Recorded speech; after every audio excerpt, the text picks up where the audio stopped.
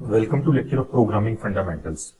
इस लेक्चर में हम डेटा टाइप्स के बारे में पढ़ेंगे कि डेटा टाइप्स क्या होती हैं। इससे पहले वाले लेक्चर में हमने वेरिएबल को कवर किया था कि वेरिएबल क्या होते हैं। जब हमने वेरिएबल को पढ़ा था तो उसमें हमने ये भी डिफाइन किया था कि जब हम किसी वेरिएबल को डिक्लेयर करते हैं तो उसके साथ उसकी डेटा टाइप जरूर लिखते हैं। आज हम उसी डेटा टाइप पे डिस्कशन करेंगे कि हमको डेटा टाइप कौन कौन सी हो सकती हैं और हमारी मेमोरी में कितना साइज वो ऑक्यूपाई करती हैं डेटा टाइप्स। हम इनको प्रैक्टिकली भी करके देखेंगे इन चीजों को कि किस तरह से हम इनको डिक्लेयर और इनिशियलाइज करवाते हैं। तो मैं आपको ये रिकमेंड करूंगा, अगर आपने वो वेरिएबल वाला लेक्चर अभी तक नहीं देखा तो आप उसको जरूर एक बार देखिएगा ताकि आपको मजीद बेहतर तरीके से समझ आ सके डेटा टाइप्स की, क्योंकि डेटा टाइप हम यूजुअली वेरिएबल के साथ ही डिक्लेयर करवाते हैं। तो उस लेक्चर का लिंक आपको इस वीडियो की डिस्क्रिप्शन में भी मिल जाएगा। तो स्टार्ट करते हैं data types. When we declare a variable, we must need to mention its data type। यानी कोई भी वेरिएबल, मसलन मैंने वेरिएबल एक डिक्लेयर किया a, अब हमें पता है कि जो भी वेरिएबल के नेम्ड मेमोरी लोकेशन या नेम्ड मेमोरी कंटेनर है, ये एक वेरिएबल, इसका नाम हमने a रख दिया। ठीक है, मेमोरी में एक स्पेस ऑक्यूपाई हो गई।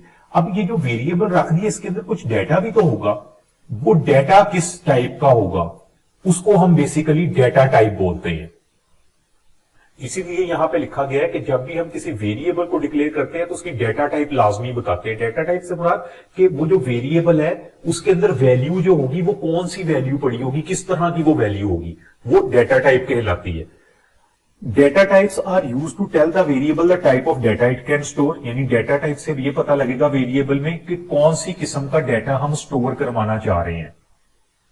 तो ये तो कॉन्सेप्ट आपको अब तक क्लियर होगा ना कि हमारा हम जो वेरिएबल डिक्लेयर करते हैं ये बेसिकली हमारी मेमोरी में, यूजुअली हमारी रैम के अंदर एक स्लॉट होती है, एक स्लॉट कह लें आप, रिजर्व हो जाती है उस नाम से, जिसके अंदर फिर डेटा स्टोर होता है। Data type mean which type of data variable contain. Data integer type का भी हो सकता है, फ्लोट भी हो सकता है, कैरेक्टर भी हो सकता है, स्ट्रिंग भी हो सकता है और बुलियन भी हो सकता है। अब हम बारी बारी इन सबको डिस्कस करते हैं कि ये क्या चीजें हैं और इनमें क्या डिफरेंस है।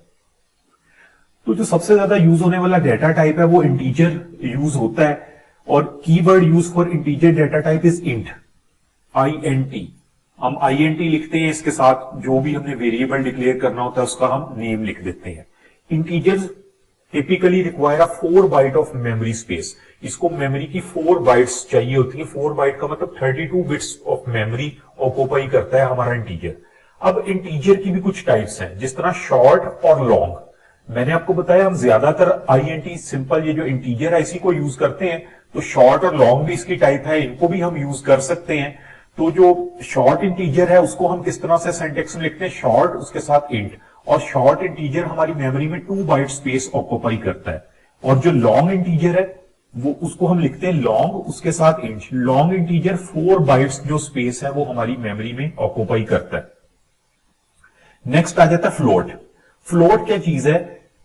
Floating point data type is used to storing a single precision floating point value और डेसिमल वैल्यूज। यानी हमारे पास जब हम कुछ वैल्यूज, आपको पता है, कुछ कैलकुलेशन परफॉर्म्स करें तो वैल्यूज अक्सर पॉइंट्स में भी आ रही होती है, मतलब 1.2, 2.3, 5.4।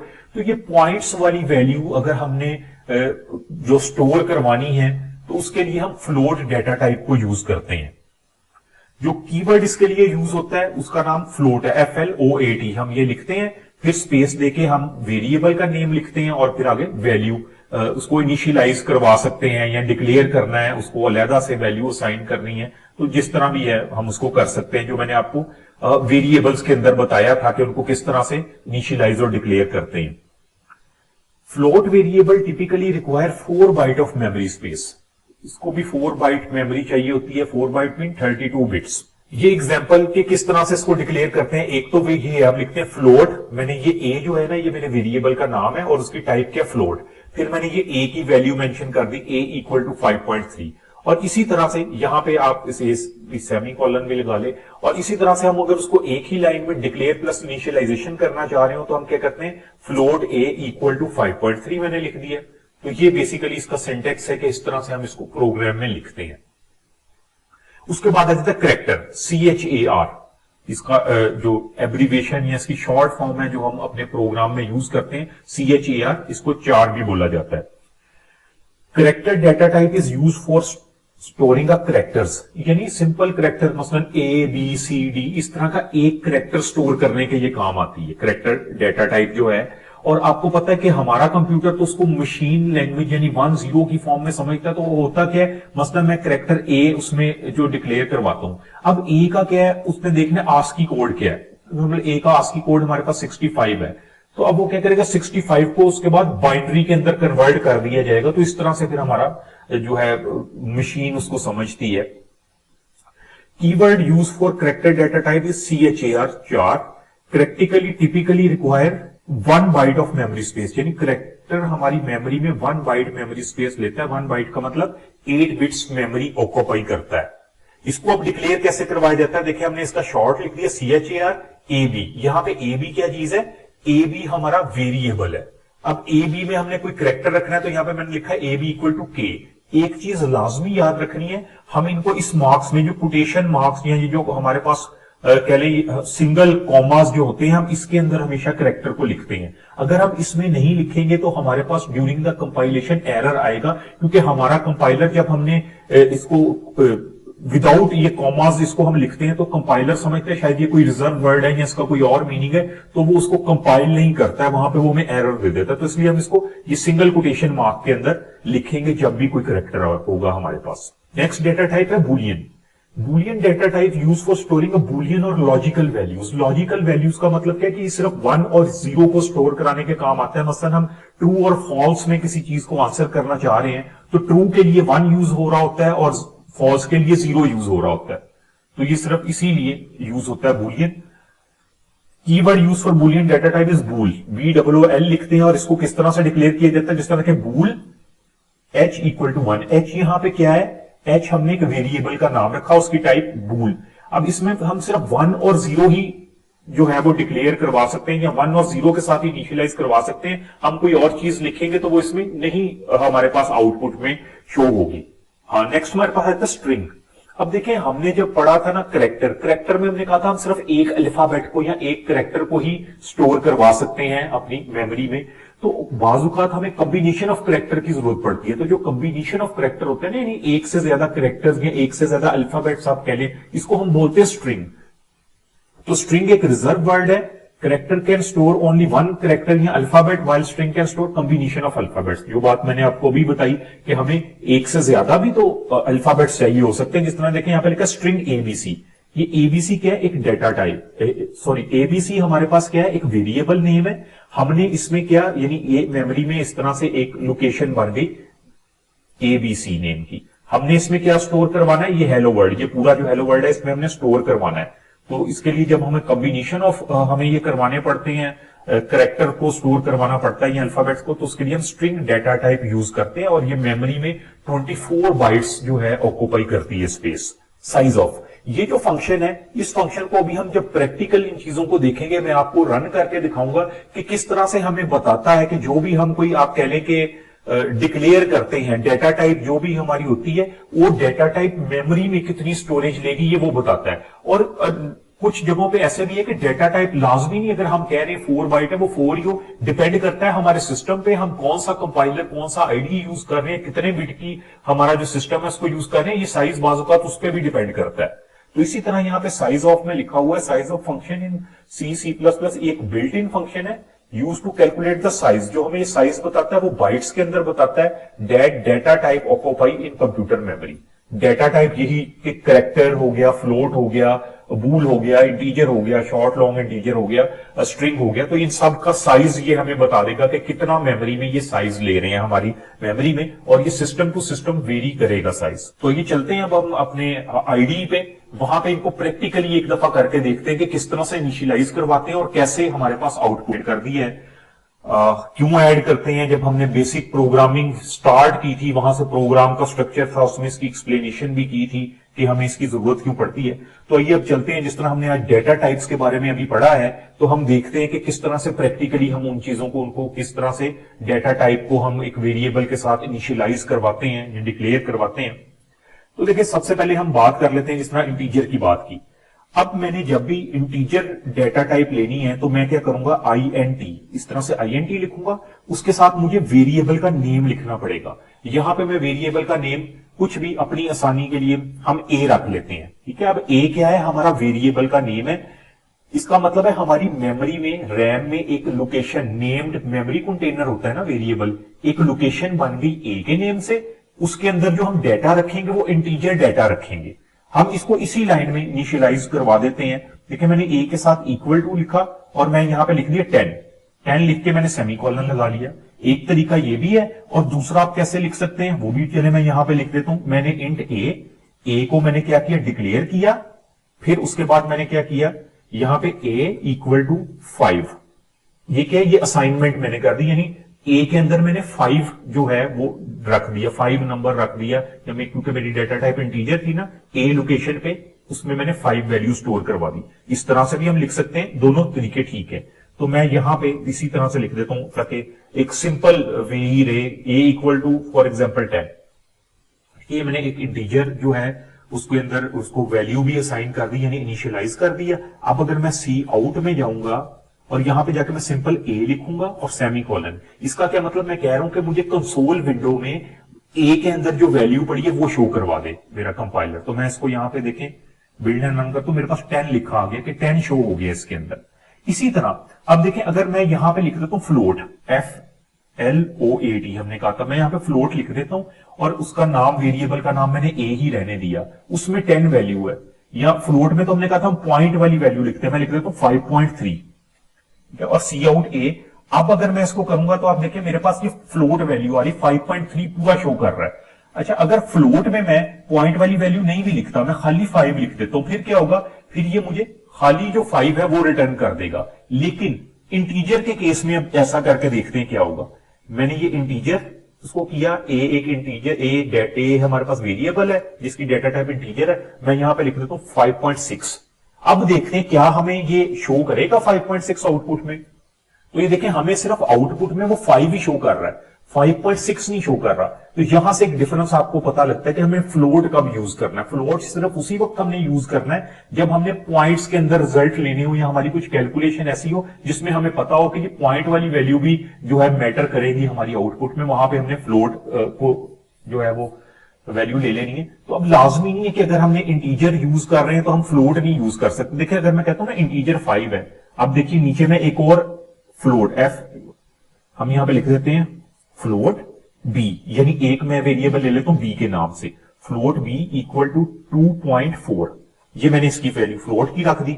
अब मैं क्या करता हूं, मैं इनका फॉर एग्जाम्पल मैं इन दोनों का सम करवाना चाह रहा हूं, ठीक है। अब मैंने अगर इन दोनों का सम करवाना है तो दो तरीके हैं, या तो मैं यहां पे सिंपल लिख देता हूं ए प्लस बी, यानी ए प्लस बी का मतलब क्या है कि ए और बी वेरिएबल का हमारे पास सम आ जाए। तो इसको करके देखते हैं। ये देखिए 7.4 मेरे पास लिखा आ गया है क्योंकि 5 और 2.4 7.4 है, ठीक है। तो अब उसने क्या किया, हमारे पास रिजल्ट पॉइंट्स में आया। अगर मैं ये करता ना कि मसलन मैं यहां पे भी फ्लोट में भी मैंने 2 ही लिखा होता, 2.4 नहीं लिखा था, तो उसने 7 दे देना था क्योंकि हम पॉइंट को भी जो है वो आउटपुट में लाना चाह रहे थे।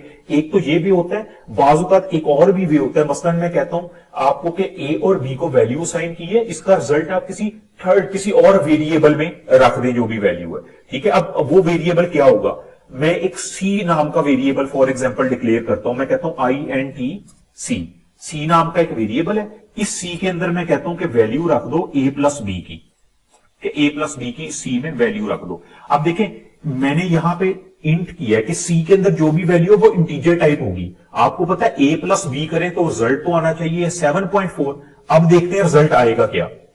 सी आउट में मैं कहता हूं मुझे सी को जो है वो आउटपुट दे दे, यानी सी में जो भी वैल्यू पड़ी हो ना वो मुझे दिखाई जाए। तो देखिए सिर्फ 7 शो कर रहा है, ठीक है। सी के अंदर जो वैल्यू है वो मुझे 7 शो कर रहा है। 7 क्यों शो कर रहा है, क्योंकि जो सी है वो तो हमने कहा इंटीजर टाइप है, यानी सी के अंदर पॉइंट वाली वैल्यू तो नहीं आएगी। हाँ, अगर हम यहां पे लिख दें ना फ्लोट, यहां पे मैं लिख दूंगा फ्लोट, अब इसका मतलब है सी के अंदर पॉइंट वाली भी अगर कोई वैल्यू होगी वो भी शो करेगा, अगर पॉइंट के बगैर है तो वो भी शो करेगा।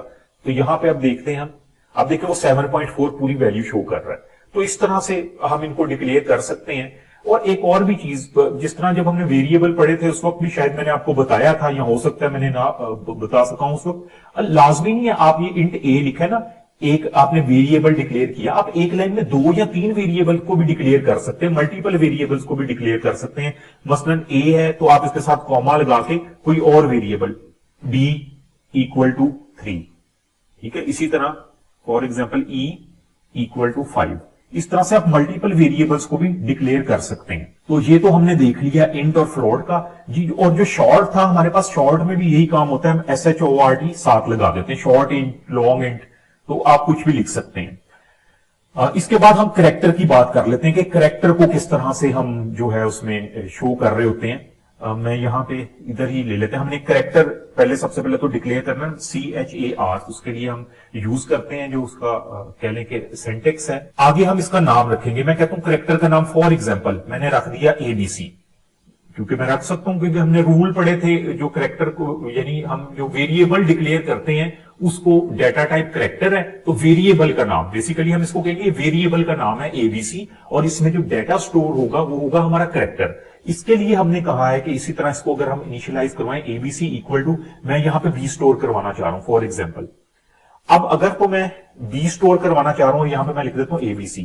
अब देखिए मैंने आपको एक चीज बताई थी कि अगर आप इस तरह से लिखेंगे ना तो ये एरर देगा, इसको हमने हमेशा सिंगल कोटेशन में लिखना है। अब देखिए अगर मैं इसको इस तरह से करता हूं, मैं कंपाइल, बिल्ड एंड कंपाइल करता हूं, तो मेरे पास एरर आ गया।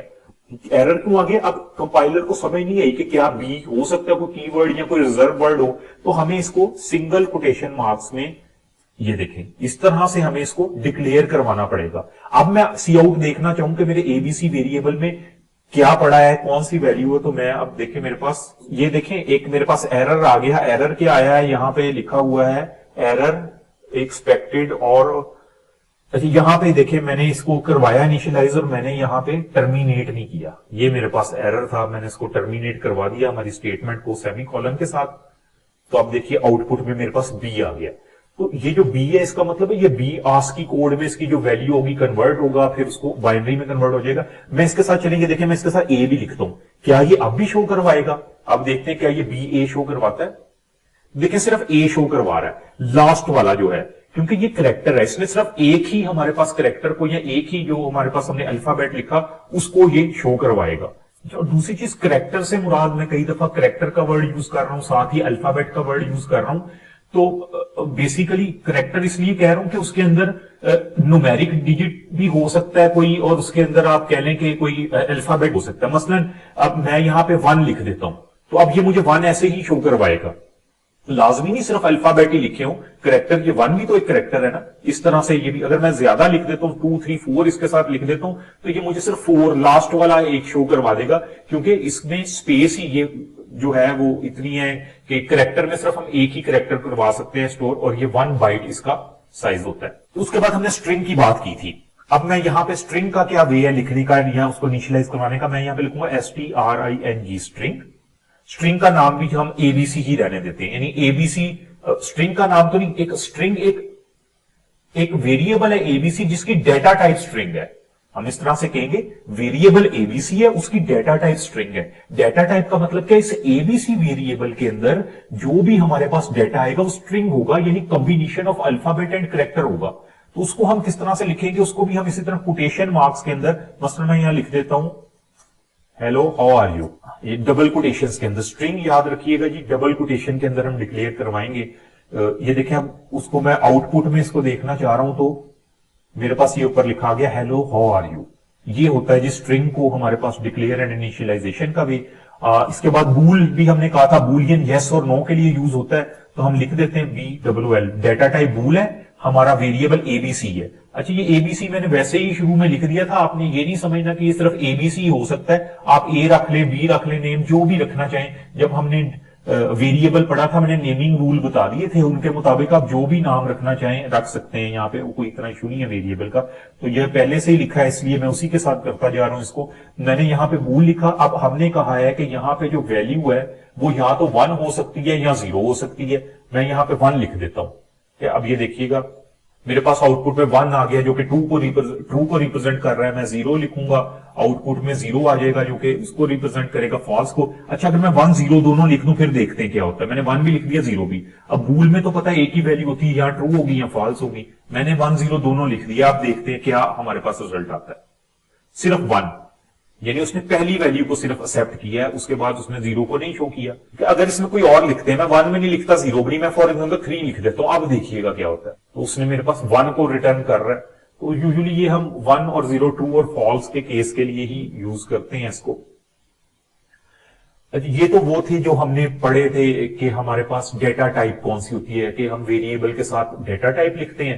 वो हमने विद एग्जांपल देख ली, सिंपल एग्जांपल के साथ कि किस तरह से उसको इनिशियलाइज करवाया जाता है। एक मैंने आपको आखिर में भी बताया था साइज ऑफ, कि इनका साइज अगर हमने चेक करना हुआ, आप कोई भी for example 32 bit operating system को यूज कर रहा होगा, कोई 64 बिट, डिफरेंट आईडीज यूज हो रही होंगी। तो हमारे सिस्टम में, अब जो मैं सिस्टम यूज कर रहा हूं, यहां पे मेमोरी में ये चीजें क्या साइज ऑक्यूपाई करती हैं मेमोरी का, उसको देखने के लिए साइज ऑफ यूज होता है। तो अब मैं आपको बताता हूं आप किस तरह से चेक कर सकते हैं। देखिए मैं यहां पे लिख देता हूं सी आउट, कि मुझे आउटपुट में दिखाए। एक आउटपुट लिखने के भी हम पढ़ चुके हैं कि डिफरेंट वेज होते हैं। हम जब उसको कोटेशन मार्क्स में लिखते हैं, वो चीज ऐसे ही डिस्प्ले होती है। तो इसको बेहतर तरीके से लिखने के लिए मैं लिख लेता हूं कि size of integer, size of integer, ताकि मेरे पास जरा इस तरह से ही ये लिखा है। तो यहां पे हम कोटेशन ऐड कर लेते हैं कि ये हमें ऐसे ही दिखाएगा साइज ऑफ इंटीजर। फिर इसके बाद अब मैं यहां पे फंक्शन यूज करता हूं। मैंने ये फिर स्ट्रीम इंसर्शन ऑपरेटर ऐड किया। यहां पे कहूंगा SIZE साइज ऑफ, आगे ब्रैकेट, इसमें मैं लिख दूंगा INT। इसका मतलब मैं साइज ऑफ इंटीजर देखना चाह रहा हूं, ठीक है। उसके बाद फिर मैं स्ट्रीम इंसर्शन ऑपरेटर लगाता हूं। मैं क्यों लगा रहा हूं कि इस तरह मुझे वो साइज ऑफ, अगर मैं खाली लिख दूंगा ना, तो वो मुझे सिर्फ एक नंबर दे देगा। मसलन जिस तरह हमने कहा इसका 4 बाइट है, तो 4 लिखा आ जाएगा। ये क्या है, आउटपुट एक थोड़ी सी हमारे कह लें बेहतर वे में दिखाएगा। अब लिखाएगा साइज ऑफ इंटीजर, आगे इंटीजर का साइज। हम चाहते हैं वो उसके साथ बाइट्स भी लिखा हो, क्योंकि मैंने तो बाइट्स में वो साइज लेना है ना। तो मैं यहां पे लिख देता हूं बाइट्स, और यहां पे इसको टर्मिनेट करवाते हैं। अब देखते हैं हमारे इंटीजर का साइज क्या है। यहां पे वो हमें बताएगा। देखिए लिखा है ना, साइज ऑफ इंटीजर 4 बाइट्स, कि इंटीजर मेमोरी में 4 बाइट ले रहा है। इसी तरह से अब हम साइज ऑफ, मैं इसी में चेंज कर लेता हूं। आप अगली लाइन में जाके और भी करवा सकते हैं, लेकिन इसी में देख लेते हैं हम। साइज ऑफ स्ट्रिंग देख लेते हैं, STRING, साइज ऑफ स्ट्रिंग। और यहां पे मैं इंटीजर की जगह लिख देता हूं स्ट्रिंग, STRING। ये देखते हैं कि साइज ऑफ स्ट्रिंग कितना है। Size of string 24 bytes. इसी तरह और हमने देखा था करेक्टर देख लेते हैं क्या साइज लेगा। मैं CHAR, यहां पे आएगा करेक्टर, साइज ऑफ करेक्टर, और यहां पे हम लिख देते हैं CHAR। इसको देखते हैं 1 बाइट, करेक्टर 1 बाइट क्या है हमारे पास क्या। और इसी तरह और क्या, फ्लोट का भी अगर हम देखना चाहें तो हम यहां लिख लेते हैं साइज ऑफ फ्लोट। अच्छा, ये जो मैं कोटेशन में लिख रहा हूं ना, जरूरी नहीं है आप भी इसी तरह से लिखें। ये तो मैं इसलिए लिख रहा हूं कि हमारी आउटपुट कुछ बेहतर वे में रिप्रेजेंट हो रही हो। तो आप ये डायरेक्ट भी, मैं अभी इसको भी डायरेक्ट भी लिख के दिखाता हूं कि आप उसी तरह से भी कर सकते हैं। ये फ्लोट का साइज पहले देख लेते हैं क्या है, 4 बाइट्स। फ्लोट भी 4 बाइट्स का। तो ये तो अगर मैं इसको खत्म भी कर देता हूं, ये देखें सिंपल साइज ऑफ फ्लोट मैंने लिख दिया, मैं ये भी खत्म कर देता हूं बाइट्स में, ठीक है। तो अब देखें अभी भी आउटपुट आएगी मेरे पास। अब क्या है, वो सिंपल 4 लिखा हुआ है। तो हमने इसलिए पहले वो ऐड किया था ताकि वो जरा बेहतर तरीके से आउटपुट आए। तो ये बेसिकली फंक्शन है जी हमारे साइज ऑफ का। Thank you.